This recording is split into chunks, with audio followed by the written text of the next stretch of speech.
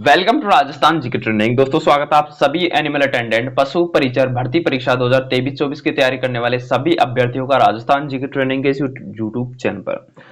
दोस्तों ये अपना राजस्थान जीके का पशु परिचय स्पेशल 52वां मॉडल पेपर है। जी हाँ दोस्तों, 52वां मॉडल पेपर है। अगर आपने अभी तक 51 मॉडल पेपर अभी तक नहीं देखे तो नीचे डिस्क्रिप्शन बॉक्स में लिंक दिया गया है। सभी मॉडल पेपर को एक एक जरूर देखकर आना, ठीक है।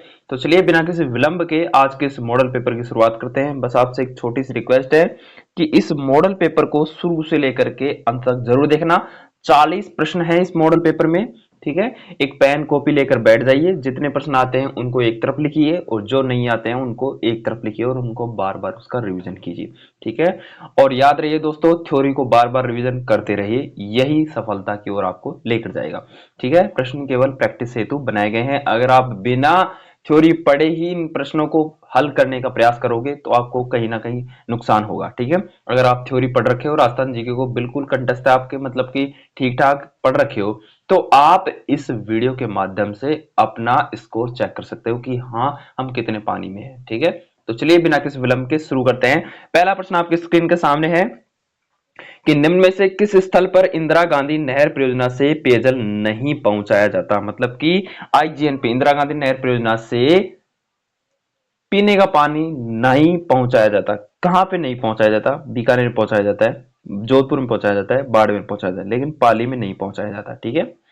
अगला प्रश्न है, भेड़ की किस नस्ल को भारतीय मोरिनो या फिर मेरिनो के नाम से भी जाना जाता है? सबको पता है, रट रहा है मगरा को, ठीक है। मगरा नस्ल को जाना जाता है, सबको रट रखा है ये प्रश्न तो, ठीक है। चलिए अगला है, निम्नलिखित में से कौन सा सम्मेलन मरुस्थलीकरण की रोकथाम के लिए कार्य करता है? तो कौन सा सम्मेलन करता है मरुस्थलीकरण की रोकथाम का? और वो है यूएनसीसीडी। कौन सा? यूएनसीसीडी, ठीक है। अगला है, राजस्थान की निम्न में से किस देशी रियासत ने सर्वप्रथम वन संरक्षण की योजना लागू की? और वो था आपका, सबको पता होना चाहिए, जोधपुर रियासत। जोधपुर रियासत ने कहा था कि वनों को काटा ना जाए, ठीक है। अगला है, राजस्थान में निम्न में से कौन सी एक भूजल ब्लॉक की श्रेणी नहीं है? तो भूजल ब्लॉक की श्रेणी इनमें से कौन सी नहीं है? सुरक्षित है, अर्धक्रांतिक है, अति संदोहित है, लेकिन न्यून संदोहित अपने भूजल ब्लॉक की श्रेणी नहीं है, ठीक है। चलिए अगला है दोस्तों, बरखान या बरकान स्थलाकृति निम्न में से किस भौतिक विभाग से संबंधित है? तो बरखान दोस्तों सबको पता है ये क्या है। ये दोस्तों एक क्या है, मतलब कि रेत के टीले हैं, ठीक है। बरखान रेत के टीले होते हैं और ये कहां पाए जाएंगे? मरुस्थलीय प्रदेश में पाए जाएंगे। कहां पाए जाएंगे? मरुस्थलीय प्रदेश में। अगला है, राजस्थान में माही नदी निम्न में से किन जिलों की सीमा बनाती है? दोस्तों माही नदी है वो डूंगरपुर बांसवाड़ा की सीमा बनाती है। डूंगरपुर बांसवाड़ा की सीमा बनाती है और यू आकार की होती है, ठीक है। यू आकार की होती है, ठीक है। चलिए अगला है, हेला ख्याल लोक संगीत राजस्थान के निम्नलिखित में से किस क्षेत्र से संबंधित है? भाई हेला ख्याल आपसे पूछ ले, बिना किसी विलंब के आपको बताना है दौसा और सवाई माधोपुर, ठीक है। देवनारायण जी का मुख्य मंदिर कहां पे है? तो सबको पता है, देवनारायण जी का मुख्य मंदिर आसिंद भीलवाड़ा में है, ठीक है। चलिए अगला प्रश्न है, बीकानेर की किस राजकुमारी को निशानेबाजी के लिए 1968 में अर्जुन पुरस्कार से सम्मानित किया गया था? और बीकानेर की एक प्रसिद्ध राजकुमारी है राजश्री कुमारी। कौन थी? राजश्री कुमारी को निशानेबाजी के लिए 1968 में अर्जुन पुरस्कार से सम्मानित किया गया था, बीकानेरी राजकुमारी को, बीकानेर की राजकुमारी को। अगला, निम्नलिखित में से कौन सा अभिलेख चित्तौड़ के प्रारंभिक इतिहास पर प्रकाश डालता है? चित्तौड़ के प्रारंभिक इतिहास पर मानमोरी का अभिलेख प्रकाश डालता है, मानमोरी का अभिलेख, ठीक है। अगला है, राठौड़ राजवंश की कुलदेवी कौन सी है? तो नागणीची माता अपने राठौड़ राजवंश की कुलदेवी है दोस्तों, ठीक है। चलिए जिसकी लकड़ी की बनी हुई मूर्ति है, ठीक है। किस मुगल शासक ने चित्तौड़ विजय के उपरांत मेवाड़ में सिक्का एलची किया? यानी किस मुगल शासक ने चित्तौड़ विजय के उपरांत मेवाड़ में सिक्का एलची जारी किया? तो सिक्का एलची जारी करने वाले मुगल शासक थे अकबर, ठीक है। पछेवड़ा संदर्भित है, मतलब पछेवड़ा किससे संबंधित है? परिधान से है। किससे है? परिधान से है, ठीक है। परिधान से संबंधित है, ठीक है। परिधान यानी होता है कपड़े, मतलब पहनने वाले वस्त्र, ठीक है। बम नृत्य का संबंध किस स्थान से है? सबको पता है, अलवर और भरतपुर क्षेत्र से संबंधित है, अलवर भरतपुर, ठीक है। आनंद विलास के रचयिता कौन थे? तो आनंद विलास के रचयिता आपसे पूछ ले, वो थे महाराजा जसवंत सिंह। ठीक है। हरि मेखला के रचयिता कौन थे? दोस्तों हरि मेखला के रचयिता आपसे पूछ ले तो आपको बताना है माहुक थे। कौन थे? माहुक थे। कौन थे दोस्तों? माहुक थे, माहुक। ठीक है। चलिए अगला है दोस्तों, राजस्थान का पूर्वी मैदान। जी हाँ दोस्तों, राजस्थान का पूर्वी मैदानी भाग राजस्थान राज्य के कुल भौगोलिक क्षेत्रफल का लगभग प्रतिशत धारित करता है। तो राजस्थान का पूर्वी मैदानी भाग राजस्थान के कुल भौगोलिक क्षेत्रफल का दोस्तों लगभग 23% धारित करता है। ठीक है। चलिए अगला प्रश्न है प्यारे साथियों कि निम्न में से कौन सा राजस्थान में प्रचलित, ये क्या है, निम्न में से कौन सा राजस्थान में प्रचलित प्रचलित तौर पर मावट के रूप में जाना जाता है? मतलब कि मावट के रूप में भाई शीतकालीन वर्षा को जाना जाता है। ठीक है। चलिए अगला है दोस्तों, राजस्थान में मरुस्थल का प्रयाण प्रक्रिया का संबंध है। तो राजस्थान में मरुस्थल का प्रयाण प्रक्रिया का संबंध आपसे पूछ रहे किससे है? तो वह मरुस्थल के विस्तार से संबंधित है। ठीक है।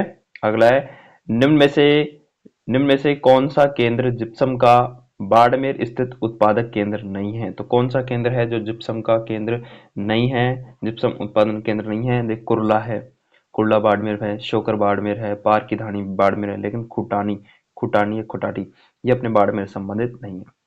अगला है, जैत सागर तालाब कहाँ स्थित है? दोस्तों जैत सागर तालाब कहाँ स्थित है? तो दोस्तों जैत जैत सागर तालाब आपसे पूछ रहे हैं तो बूंदी आपको राइट आंसर करना है। अगला प्रश्न है कि निम्नलिखित संतों में से कौन जन्म से मुसलमान था? तो निम्न में से कौन सा संत था जो जन्म से ही मुसलमान था? मतलब निम्नलिखित जो संत हैं उनमें से कौन जन्म से ही मुसलमान था? और वो संत का नाम आपसे पूछ ले तो आप बता रहे हैं लालदास जी। जी हाँ दोस्तों, लालदास जी जन्म से ही मुस्लिम थे। किशोर सागर झील या तालाब कहाँ स्थित है? तो किशोर सागर झील या तालाब आपसे पूछ रहे तो कोटा में है। ठीक है। कैसे किशोर और कैसे ही कोटा। आर्थिक सशक्तिकरण के बिना राजनीतिक स्वतंत्रता का कोई अर्थ नहीं, यह किसने कहा? आर्थिक सशक्तिकरण के बिना राजनीतिक स्वतंत्रता का कोई अर्थ नहीं है, ये कहने वाले शख्स थे शांति त्रिवेदी। ठीक है, शांति त्रिवेदी। अगला है दोस्तों, वीरांगना कालीबाई जिसने अपने अध्यापक को बचाने में अपनी जिंदगी दे दी, वह कहाँ की रहने वाली थी? तो जो कालीबाई थी वो दोस्तों अपने कहाँ की थी? रास्तापाल की थी। रास्तापाल शायद डूंगरपुर के आसपास पड़ता है। ठीक है। चलिए, कामड़िया पंथ के संस्थापक कौन थे? तो कामड़िया पंथ के संस्थापक आपसे पूछ ले तो संत रामदेव जी थे कामड़िया पंथ के संस्थापक। अगला है, राजस्थान के एकीकरण के समय जोधपुर के शासक कौन थे? तो राजस्थान के एकीकरण के समय दोस्तों जोधपुर के शासक थे हनुमंत सिंह। ठीक है। राजस्थान के किस क्षेत्र में पंडारी मोदक प्रसिद्ध है? पंडारी मोदक यानी मोदक यानी लड्डू, पंडारी के लड्डू प्रसिद्ध है। और वो क्षेत्र आपसे पूछ लेना, आप जानकर खुश हो जाओगे दोस्तों। उस क्षेत्र का नाम है बीकानेर। जी हाँ, बीकानेर की भुजिया के साथ साथ पंडारी लड्डू प्रसिद्ध है।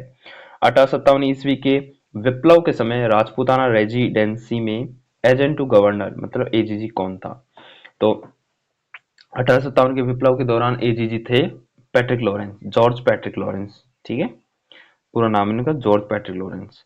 देसी रियासत जो 25 मार्च 1948 को गठित संयुक्त राजस्थान का हिस्सा नहीं थी, वो कौन सी देसी रियासत थी? ठीक है, वो कौन सी देसी रियासत थी जो 25 मार्च 1948 को गठित संयुक्त राजस्थान का हिस्सा नहीं थी? और उस देसी रियासत का नाम है उदयपुर देसी रियासत। ठीक है। अगला है, जाखम बांध परियोजना राजस्थान के निम्नलिखित जिलों में से किसमें स्थित है? तो जाखम बांध परियोजना दोस्तों ये अपने है प्रतापगढ़। ठीक है। अगला प्रश्न है, निम्नलिखित उत्पादों में से कौन सा पर्दे बनाने में काम आता है? तो पर्दे बनाने में दोस्तों एक उत्पाद काम आता है खस। खस दोस्तों एक घास है। ठीक है। ठीक है। अगला है, निम्न में से कौन सा यूनेस्को की विश्व विरासत सूची में है?